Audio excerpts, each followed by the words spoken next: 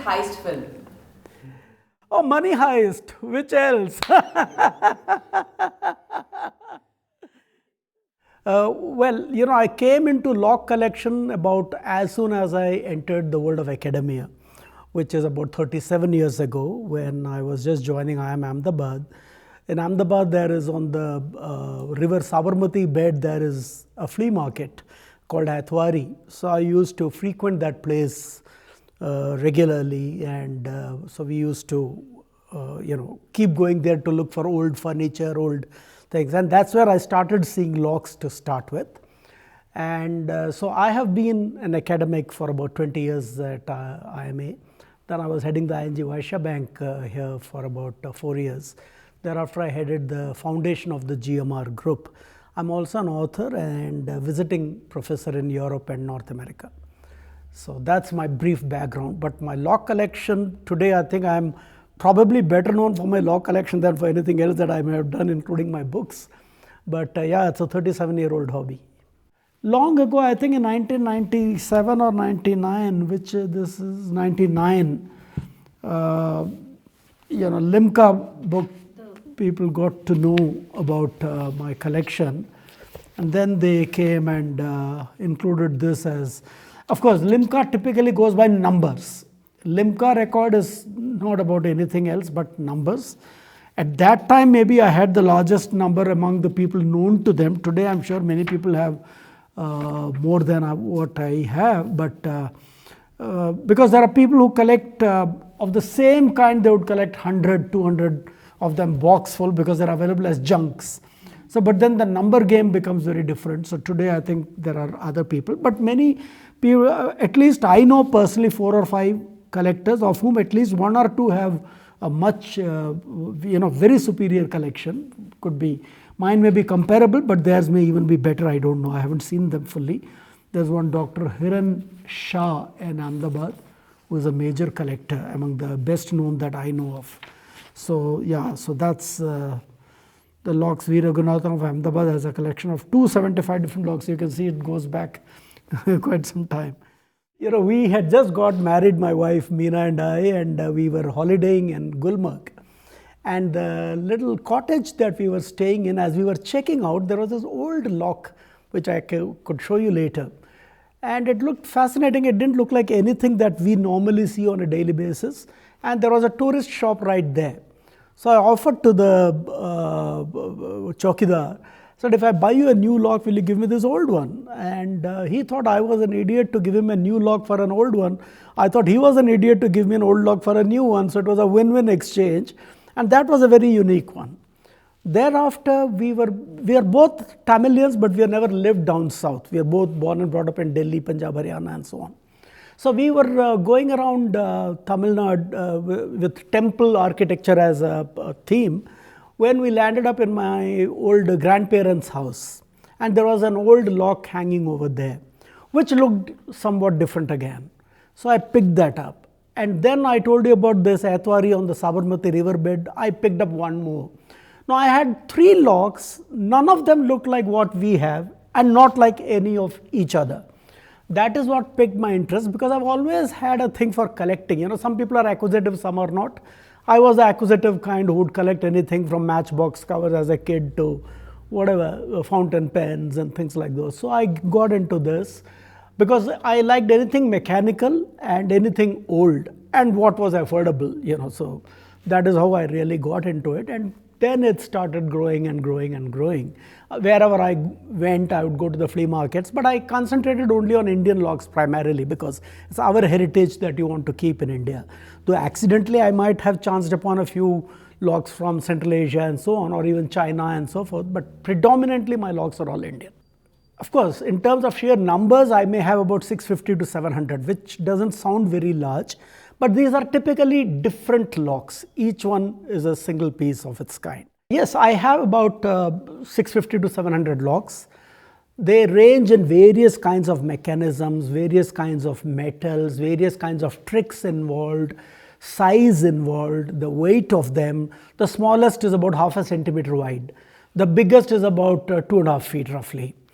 The smallest is about 3 grams. The heaviest is about 25 kilograms. There are locks with 1 key, 2 key, 3 key, going up to 5 keys in my collection, though some people have even more. And many of them have soft keys. It's like the knowledge of where the keyhole is, or how to insert the key, or in which order to insert the different keys. They're like soft keys. So you now have some hard keys and some soft keys, and the permutation of them can get fairly complex. There are locks which ring a bell if you try to open them. There are locks which you lock from one side, but you close it from the other side. And so I could go on, and there are locks with various visuals. There are locks which look like animals, which look like gods or famous personalities, or objects like a revolver or a flower pot or whatever. So a whole lot of themes along those lines. And many of them, for example, what you see there on the table there, that's a lock, that lady there. It doesn't look like a lock at all, but that lady is a lock. So essentially, a lot of art goes in some cases, but a lot of imagination goes in most of them. And some of them are even fantastical creatures, a leopard body with a cow's leg and the face of an elephant, and, complex creatures of those, which basically were made in an era where you didn't have safe locking devices. So each lock was a handmade lock, and the trick was the safety that you had in the absence of a bank locker or whatever. Or these locks with 5 keys, for instance, would involve, if 5 brothers owned a shop, you didn't trust anybody to reach there early and take some sugar out or whatever. So all 5 had to be present to open the cash box or the shop or whatever. This is a book called Locks, Mahabharata and Mathematics, an exploration of unexpected parallels by HarperCollins. In this book, I tell various stories from Mahabharata and some parallel of those stories with some of the locks in my collection, and some parallel of some mathematical principles akin to both the stories as well as the locks. Okay, so it weaves in and out of the Mahabharata story, the locks, mathematics comes out and goes in.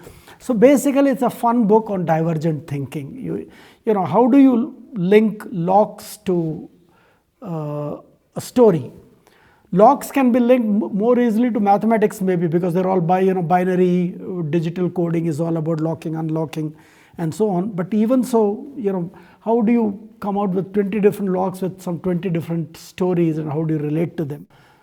In the previous life, Draupadi did this big tapasya. Those days, if you wanted any big boon, you would do some tapasya. And God will suddenly appear and say, okay, what do you want? And then you'll ask, and then he'll say, tathastu, and disappear. And you'll get that. So she said, I want a husband who's wise, who's very brave, who's very high on dharma, who's extremely handsome, and who's a scholar par excellence. So Lord Shiva said, look, guys, even with one quality don't come so often. You want 5 qualities in one guy. Where am I going to get you? She said, sorry, but I've done my tapasya. So he says, okay, in your next life, you'll get all the 5 qualities in your marriage. So in the next life, the 5 guys, each one had one property. And so she got all the 5 properties in her marriage, but not in one husband, in 5 different husbands. Then you talk about this lock which had 5 keys, for example. Okay, so there's one lock, but there are 5 keys. Like there was one Draupadi and there were 5 Pandavas. Or there's one problem to be solved and 5 unknown simultaneous equations with 5 variables and so on. So things like those you move in and out, Okay, here are some sketching that I've done. I had started it as a project to demonstrate how each lock works, but I never got to completing it because the numbers grew faster than I could draw them. For instance, it tells you step by step how a certain lock works. So basically, the idea is that if I disappear from the landscape today, most of these locks can never be opened. So I thought I'll try and demonstrate all of them for posterity. So that is what these are supposed to be for, but now I think one has to do all this digitally and so on. I'll just come to here is a more complex one here, which is a very complex lock which opens in about 5 or 6 different steps. You see, in India we never had a culture of organizations of anything much. Guilds were relatively unknown in India. Guilds were more a European English kind of a phenomenon. Nor has India ever had a documentation culture. See, if you go to Europe, you can get books which will tell you Louis XIV furniture of this period in this condition, what is the estimated value and so forth. In India, you have absolutely nothing. There are not even any historical books on locks available. There may be coffee table books, pictorial books. I've been to most libraries in India, abroad, even overseas. Books on lock history are not very common at all, for instance. And in India, even worse, because we don't have a documentation culture. So there is no association of lock collectors, because in India, if there are 3 people who build a house, each one paints his balcony different. We don't agree on any one damn thing. So it has never happened. But yes, there is an international association of lock collectors called antique lock collectors. I am an invited member of sorts, because to be a full member, it's very difficult. Every year they hold their meetings in different places in the country. There are about 80 collectors. And each of them designs a lock of his or her own, makes 80 copies, goes to the seminar and exchanges with 80 other collectors and come back with a rich haul. Now in India, I can't even find somebody with a good workmanship to make 80 copies of anything. So I don't really participate full time, but I get all their literature. I mean, there's a quarterly that comes. I've even been featured in their quarterly magazine and so on. It's called Antique Lock Collectors Quarterly. But they are also part of Puzzle Collecting Association, because many of these locks are trick locks. So they are like mechanical puzzles. So there are international interest is more as lock puzzles than locks per se. People have made locks with 23 keys, for example, which is more as a challenge to say that, look, I can make a lock which you cannot crack. Because among lock makers, it's a big deal to be able to make an uncrackable lock. And often you will hear it said that there is no such thing as an uncrackable lock. Because if somebody can design a lock, somebody can undesign its opening. And of course, in today's context, when we talk about locks, you're talking about 0 and 1. You're talking about coding and decoding. So the principle remaining the same, it's become digital today, for instance.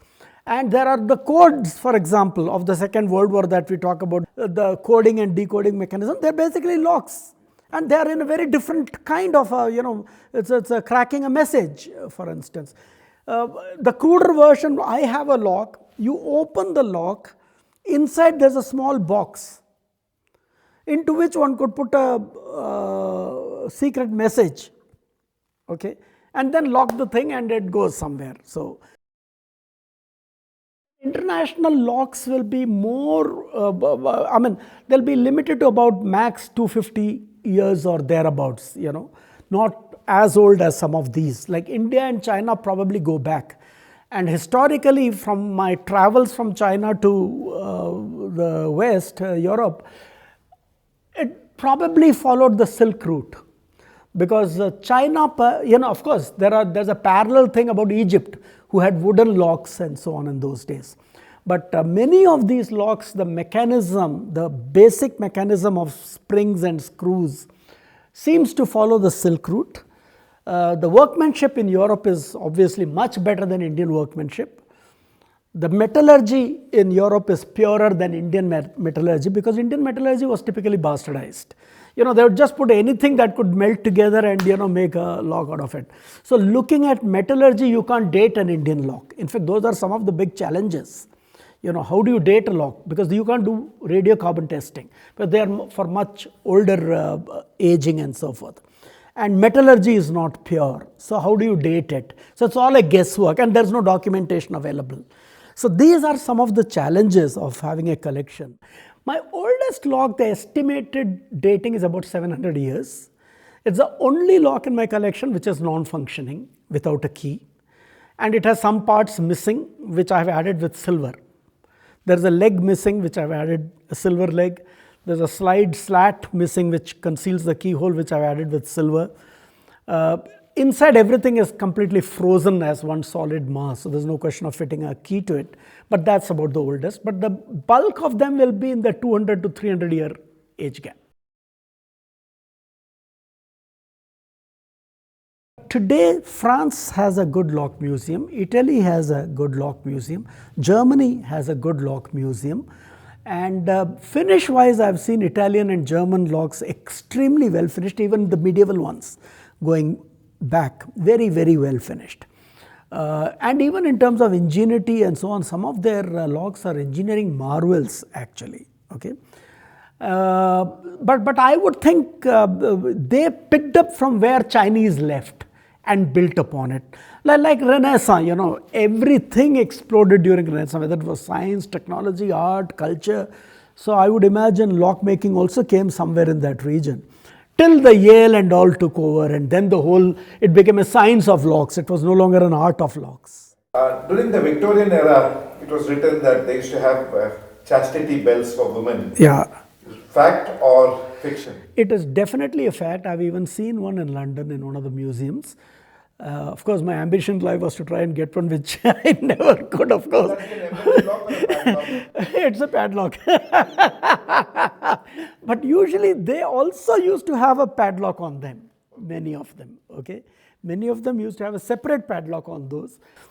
So yes, the chastity belt is a very much of a reality but in a very, not very widespread, in some very, very niche pockets in the very, very orthodox, this thing of UK particularly, and some parts of continental Europe. But they're very rare and they cost a bomb and not easy to afford. Actually, even animals lock. You see, when a squirrel takes a nut and hides it under the ground, what is it doing? The knowledge of where it is the key. Okay, so hiding is locking. Basically, we are doing exactly the same thing, but because we are a little more evolved, we are doing it a little better. Okay, but otherwise, any cat which kills a rat and hides it under some debris is basically locking away in a larder, right?